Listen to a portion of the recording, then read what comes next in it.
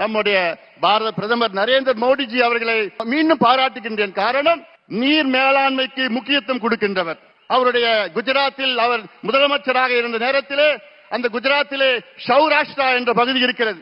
அது மிகவும் வறட்சியான பகுதி, குடிப்பதற்கு தண்ணீர் இல்லாத பகுதி.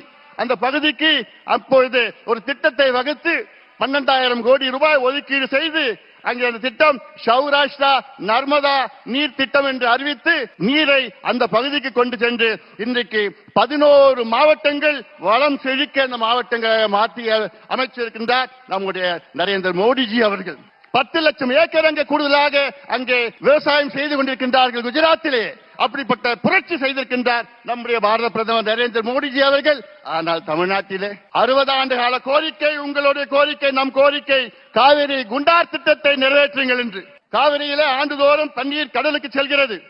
அது ஒரு 8 TMC நீரேற்று மூலமாக கொண்டு வந்து அந்த விருதுநகர் மாவட்டத்திலே குண்டாரில் இணைக்கின்ற திட்டம் தான் காவிரி குண்டார் திட்டம்.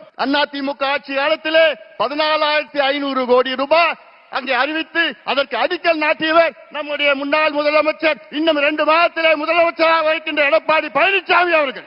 ஆனால் அந்த திட்டத்தை கிடப்பிலே போட்டு விட்டார்கள்.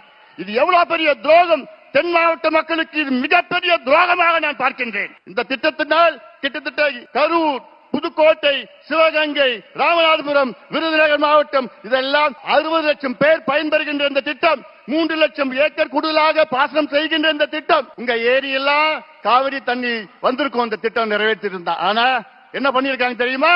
262 கிலோமீட்டர் வெறும் 8 கிலோமீட்டர். வெக்கக்கேடியா, வெக்கக்கேடு. அந்த குண்டார் எங்க இருக்குதுன்னா நம்முடைய தமிழ்நாட்டின் நிதி அமைச்சர் நம்முடைய தங்கம் தென்னரசு அவர் தொகுதியில் இருக்கு, திருச்சியில் இருக்குது. அவர் தொகுதிக்கு கூட அந்த திட்டத்தை கொண்டு வர முடியல. இவங்களுக்கெல்லாம் நிர்வாக எதிர்க்கு. அதனால நான் கேட்கின்றேன், தமிழக மக்களே, ஆட்சி மாற்றத்தை கொண்டு வாருங்கள். மத்தியிலும் மாநிலம் இணக்கமான ஒரு சூழலை உருவாக்க வேண்டும். அதற்கு நம்முடைய எடப்பாடி பழனிசாமி அவர்கள் தமிழ்நாட்டின் முதலமைச்சராக நீங்கள் கொண்டு வர வேண்டும். வெற்றி பெற வேண்டும். எங்கள் கூட்டணிக்கு ஆதரவு கொடுங்கள் என்று சொல்லி இந்த கொடுங்கோல் திமுக ஆட்சி, மோசமான ஆட்சி, மக்கள் விரோத ஆட்சியை தூக்கி எறியுங்கள். எங்களுக்கு ஆதரவு கொடுங்கள், எங்கள் கூட்டணிக்கு ஆதரவு கொடுங்கள் என்று உங்களை அன்போடு கேட்டுக்கொண்டு நன்றியோடு அமர்கின்றேன். வணக்கம்.